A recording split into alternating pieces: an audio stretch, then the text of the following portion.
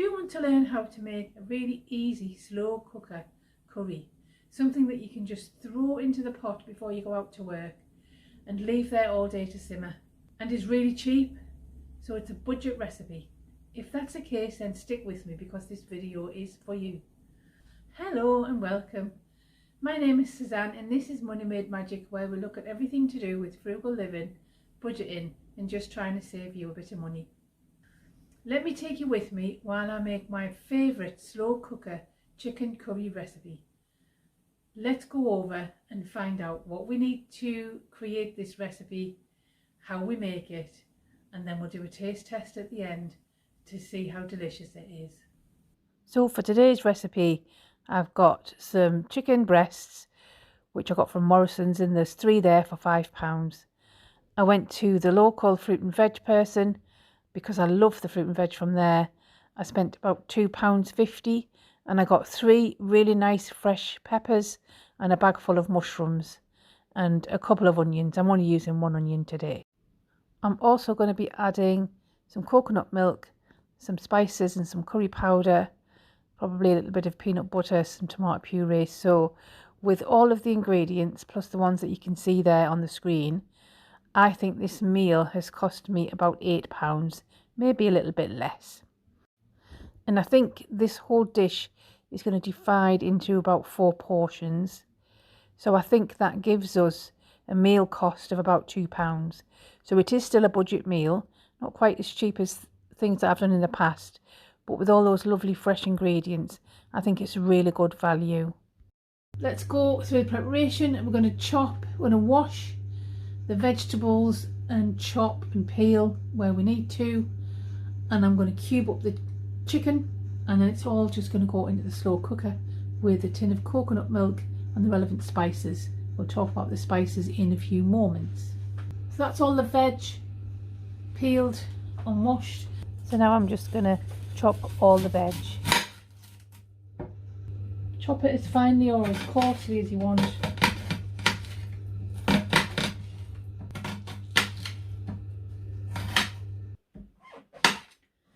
A massive mushroom. So that's the mushrooms all chopped. There's quite a few of them there. So I've popped them in a dish to put on one side while I do the peppers. So we'll start with the peppers. This first one, this nice red one. How do you chop peppers? Everyone does it in different ways. So here's what I do with mine. There's no right or wrong way with this. It's just what I found easy. I take off the 2 ends first. Then what I do is I just slice down sort of around where that what's it called? Is it called pith? Whether it is. That white stuff is. I cut off where that white stuff is. And then that takes the middle out. See how easy that was? And I can put that away in my waste bag, which is over there. And then I'll take off the bits from the top and bottom that are edible, like that.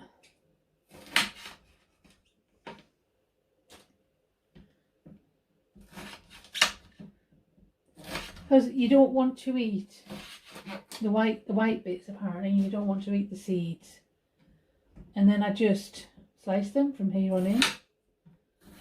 Just have them as big or as small as you want.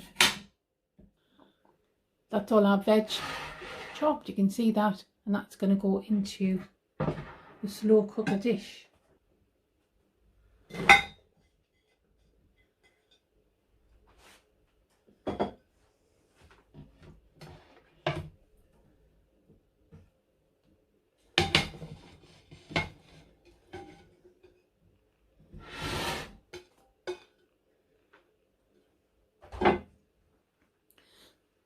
Our veg ready.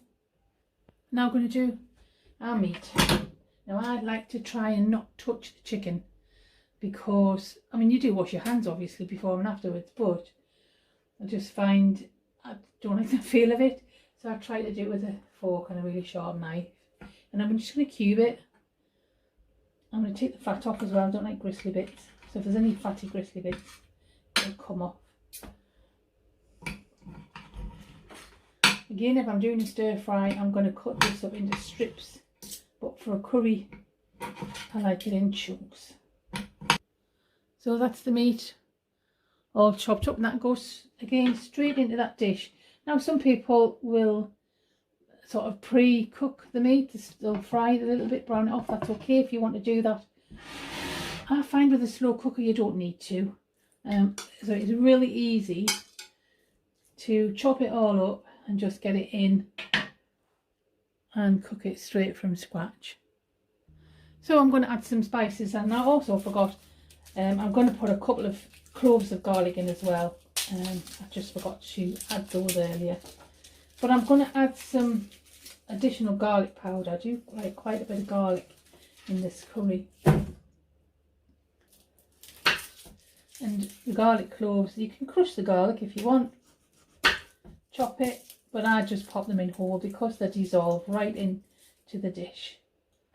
Take the ends off and pop it right in.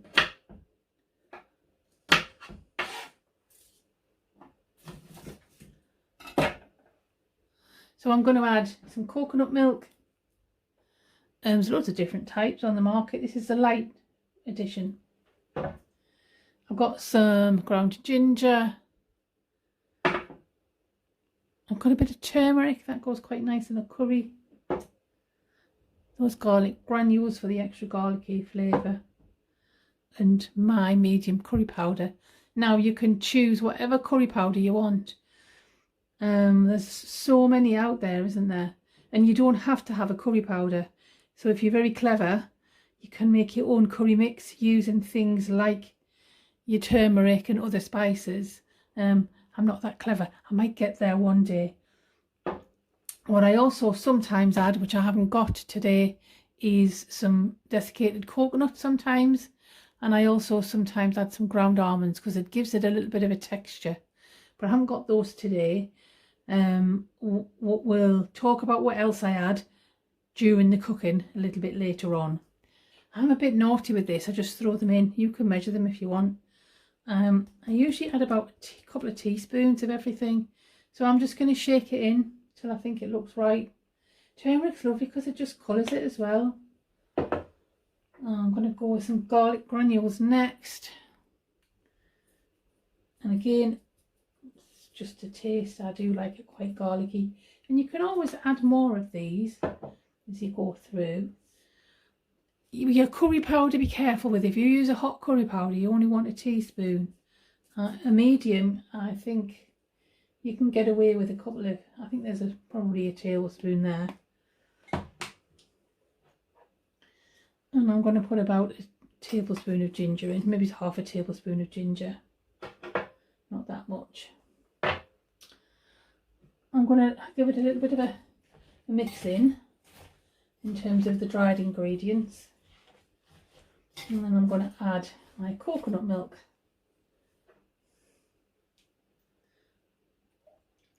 And you don't have to have coconut milk if you don't want. You can use anything. You can use tin tomatoes if you wanted a sort of a redder colour.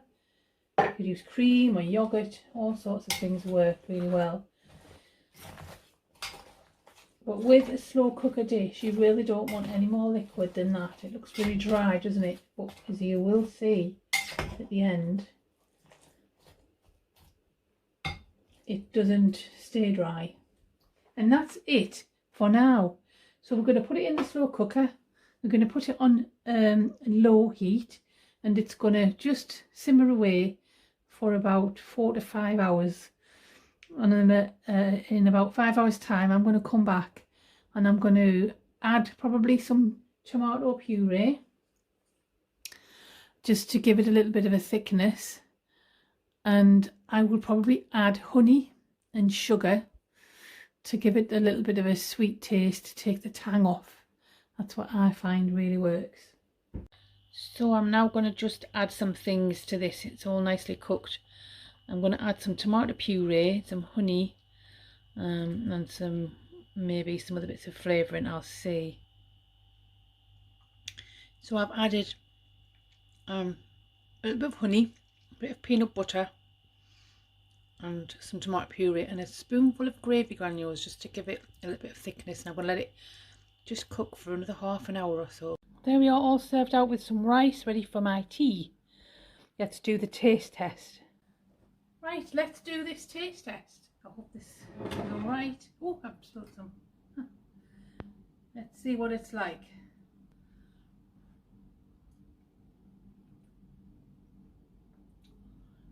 Oh, that's lovely.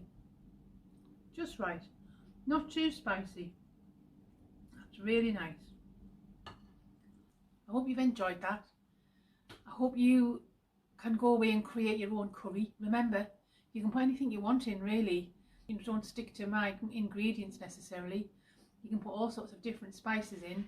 I've just used what I've got in the cupboard. Experiment, you know, play around with it and see what you think. So if you have enjoyed that video, don't forget to give us a like, subscribe if you haven't already, hit that notification bell if you want to see more videos like this. It has been lovely having you with us, and I hope to see you again on another video. Bye.